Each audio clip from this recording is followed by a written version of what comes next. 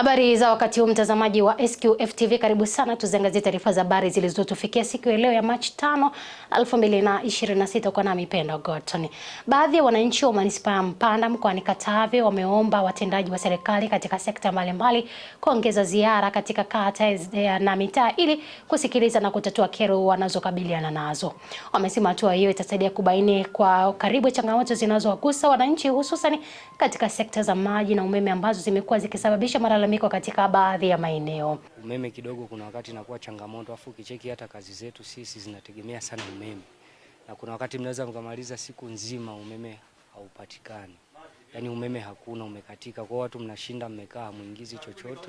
Maji wanatoa kwa mgao. Ila sisi kule kuna muda unafika, kwa mfano sisi mgao wetu ni Alhamisi na Jumamosi. Ila hizo siku unakuta hayatoki.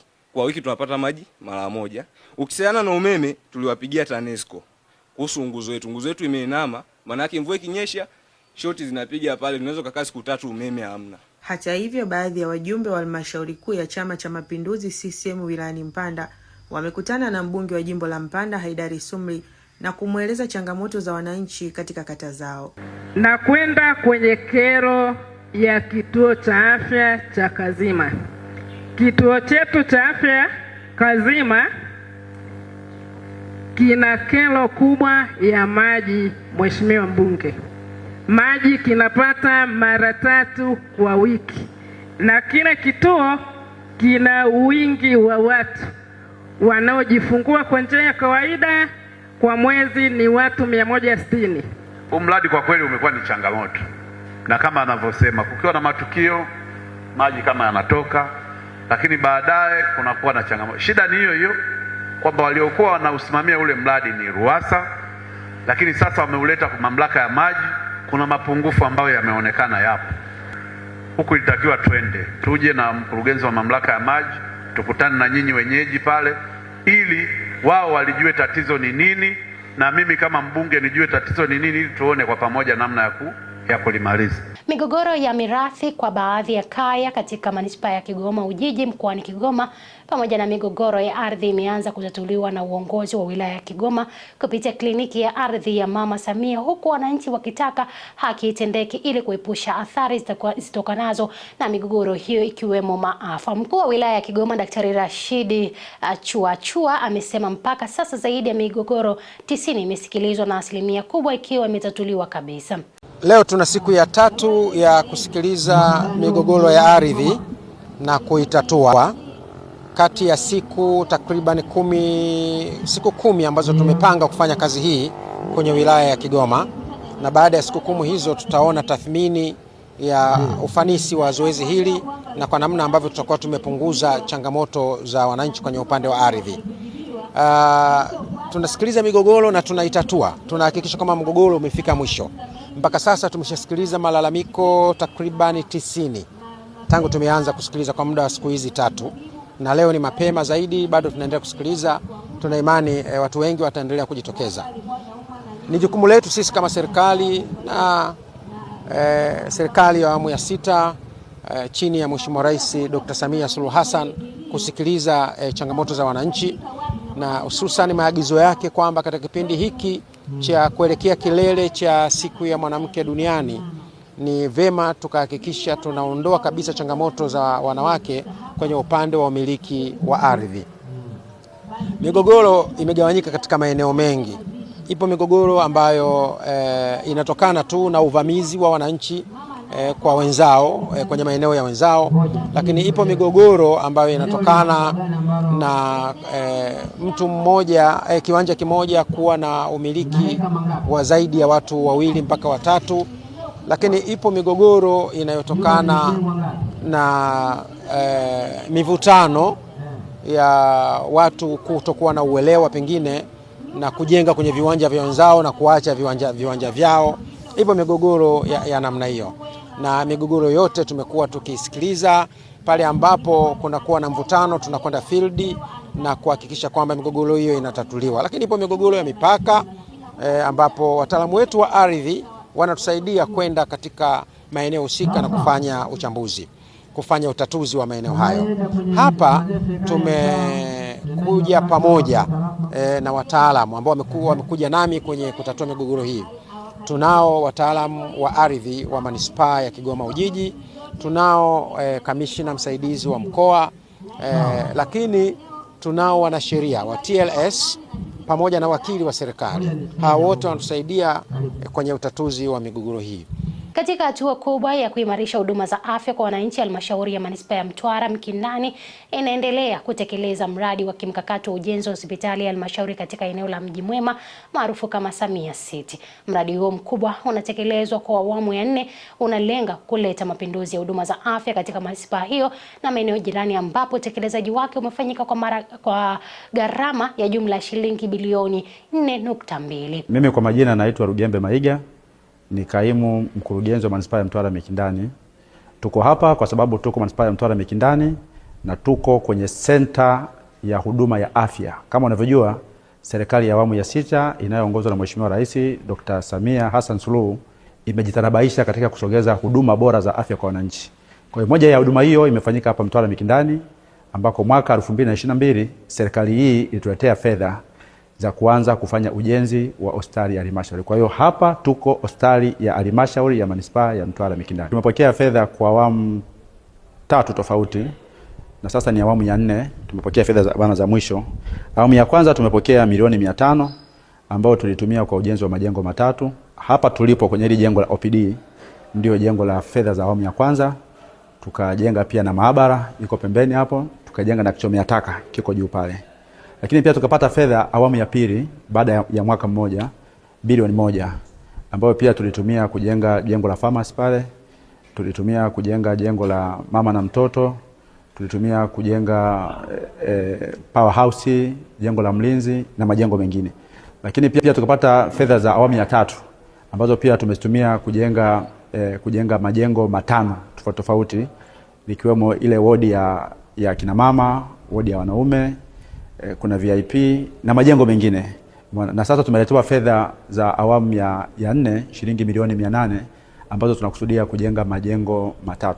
Jambo la kwanza kabisa ni tanguliza shukrani kwa Rais pamoja na serikali yake yote. Kwanza kabisa kutufikiria sisi watu wa Mtwara, maana awali ilikuwa hatuna hospitali ya manispaa. Kwa hiyo hii ndo hospitali ya manispaa. Pia ameleta hela nyingi za kutosha kwa ajili ya kujenga hii hospitali. Amehakikisha ina cover vitengo vyote. Pia ametuletea ajira mpya, maana tulivyokuja tulikuwa wachache sana. Kwa hiyo ndani ya zile siku 100 alizokuwa ameahidi, ametuletea ajira mpya wengine wapya. Na pia kuna hela nyingine zimekuja kwa ajili ya dawa na vifaa tiba, ili kuhakikisha huduma inapatikana vizuri, hakuna mgonjwa anakosa dawa, hakuna mgonjwa anapata changamoto yoyote. Na sisi tumwahidi kwamba hatutamwangusha, tutafanya kazi kwa bidii, tutatoa huduma vizuri kabisa kwa weledi, hatutamwangusha kabisa. Mkuu wa mkoa wa Tanga Batilda Buriani amewataka wananchi wa mkoa huo pamoja na mikoa jirani kujitokeza kwa wingi tarehe 9 Machi 2026 katika viwanja vya Tangamano kwa ajili ya uzinduzi wa kamati ya ushauri wa kisheria utakaoambatana na kuanza kwa kliniki ya sheria bila malipo. Akizungumza na waandishi wa habari, Balozi Batilda amesema uzinduzi huo utafunguliwa rasmi huduma ya kliniki ya sheria itakayohudumia kuanzia tarehe 9 Machi hadi tarehe 15 Machi 2026, ambapo wananchi watapata fursa ya kusikilizwa na kusaidiwa kutatua changamoto mbalimbali za kisheria zinazowakabili. Napenda kutumia fursa hii kueleza wananchi wa mkoa wa Tanga na mikoa jirani kwamba tutakuwa na uzinduzi wa kamati ya ushauri ya masuala ya kisheria ngazi ya mkoa. Mtakumbuka Mheshimiwa Rais wetu Mama Samia Suluhu Hassan alituma jopo la wanasheria ambao kutoka Wizara ya Sheria wakiongozwa na waziri kwa ajili ya kuweza kuzindua kliniki za sheria katika mkoa. Lakini ofisi ya mwanasheria mkuu wa serikali Mheshimiwa Hamza Saida Johari, na yeye katuma jopo la wanasheria kutoka ofisi yake na wale ambao wako katika mikoa kushirikiana na wanasheria wengine wa kujitolea. Hapa mkoani kwetu Tanga tutakuwa na jopo la wanasheria 40 ambao wanakuja makhsus kwa ajili ya kuweza kusikiliza zile kero sugu, kero ambazo ziko katika za kisheria ambazo zitaweza kutolewa ufafanuzi wa kisheria, lakini na hatimaye kufungwa kero hizo na kumaliza changamoto zao. Tutakuwa na uzinduzi huo katika viwanja vyetu vya Tangamano katika jiji la Tanga, na kliniki ya kisheria itakuwa haina malipo. Kwa hivyo wananchi wote wa mkoa wetu wa Tanga na mikoa jirani wanakaribishwa waweze kushiriki katika kliniki hii, ambapo itaanza tarehe 9 hadi tarehe 15. Ndugu wanahabari, nimesema kwamba ni muendelezo wa kazi nzuri ambayo Mheshimiwa Rais wetu Samia Suluhu Hassan ameweza kuifanya, na sisi tunaendelea kumpongeza na kumshukuru sana kwa hili lingine la pili, na kwa kuweza kulinda, kukuza na kutetea haki za wananchi wanyonge na kupinga vitendo vya uvunjifu wa haki za binadamu na misingi ya utawala bora, na kuhakikisha kwamba ukatili wa kijinsia unatokomezwa, lakini kuheshimu utawala wa sheria ambapo ndio msingi wa maendeleo katika nchi yetu. Tunaendelea kumpongeza ofisi ya mwanasheria mkuu wa serikali kwa kuhakikisha kwamba kamati ya ushauri wa kisheria katika mkoa wetu wa Tanga inazinduliwa na kuanza kutoa huduma kwa wananchi wote bila kujali uwezo wao wa kifedha. Kamati hizi zinalenga kutoa ushauri wa kisheria kwa wananchi, lakini vile vile hata watumishi, kama kuna walimu, watumishi wa umma wote, viongozi wa umma na viongozi wengine wa kidini, wa vyama, bila kubagua, ili kutatua changamoto za kisheria zinazojitokeza katika wilaya zetu, lakini katika mkoa wetu. Faida za kuanzishwa kwa kamati hizi za mikoa na wilaya ni kupunguza mashauri au migogoro dhidi ya serikali. Mtakumbuka ni majuzi tu Waziri Mkuu ameanza ziara hapa Tanga, lakini hata ameenda Kilimanjaro, amekwenda Arusha, amekwenda Manyara. Hali ni hiyo hiyo. Migogoro ni mingi, watu mabango ni mengi, lakini mambo mengi yanashuka katika swala la kisheria. Kwa hivyo hawa wenzetu wamekuja kusaidia na wenyewe katika kutoa suluhisho la kisheria na kuweza kuwasaidia wananchi.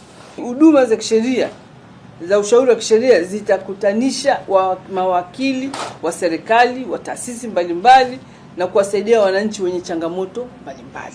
Kamati hizi pia zitawezesha mawakili wa serikali kushirikiana na wadau wengine, wakiwemo mawakili wa kujitegemea katika kutatua changamoto au kero za wananchi. Ni huduma hii itawezesha kupunguza malalamiko ya kisheria kutoka kwa wananchi, kutoa elimu ya sheria kwa viongozi na maafisa wa serikali, ili hata jopo hili likiondoka, utaratibu huu utaendelea kufanyika kwa kadri ambavyo tutajipangia kwenye mikoa na wilaya.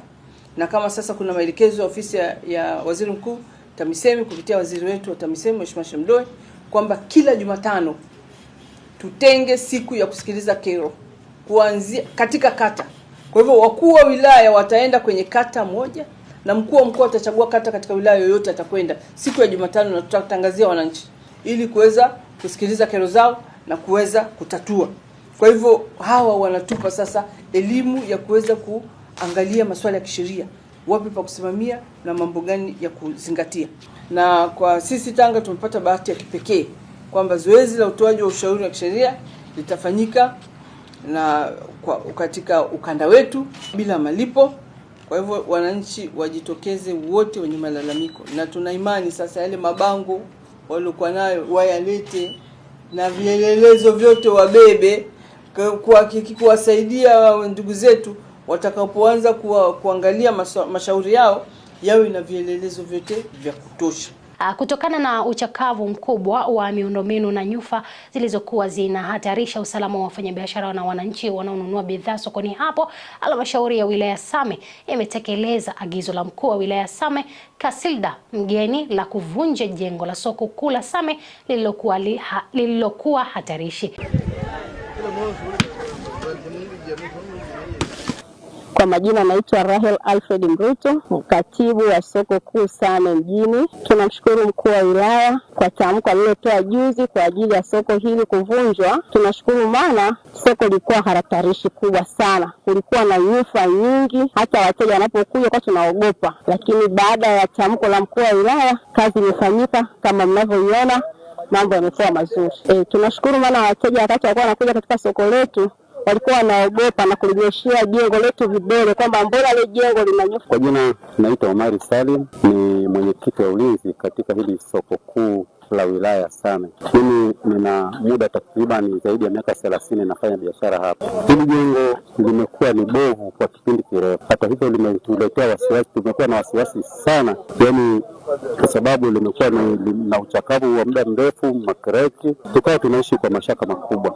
Wafanyabiashara walikuwa katika mashaka makubwa, lakini baada ya kile chetu kwa wilaya amekuja ametoa agizo kwa mamlaka ya mji mdogo na mamlaka ya mji mdogo wametekeleza. Sasa hivi limevunjwa, sasa hivi tunaishi kwa amani. Tunashukuru kuvunjiwa hili soko. Maana ilikuwa ni hatarishi kwetu. Maisha yetu yalikuwa mashakani. Na hasa sisi ambao tuko karibu na ukuta huu uliokuwa umepasuka. Lakini kwa sasa hivi tuna amani. Mimi kwa majina naitwa Filbert William Mkizo, ni mwenyekiti wa soko kuu la Same. Tunashukuru sana kwa mkuu wa wilaya kuweza kutoa uamuzi kwamba soko lipasuliwe, kwani lilikuwa chakavu sana. Athari zilizojitokeza ni kwamba hakuna athari ya watu, bali athari ya vitu, kama vile vitu vitakuwa na vitu sasa hivi vitaungua jua. Ombi kubwa kwa serikali, tunaomba kama kuna uwezekano basi watufanyie haraka ili jengo lijengwe tuweze kukaa mahali pazuri kama walivyotarajia wao.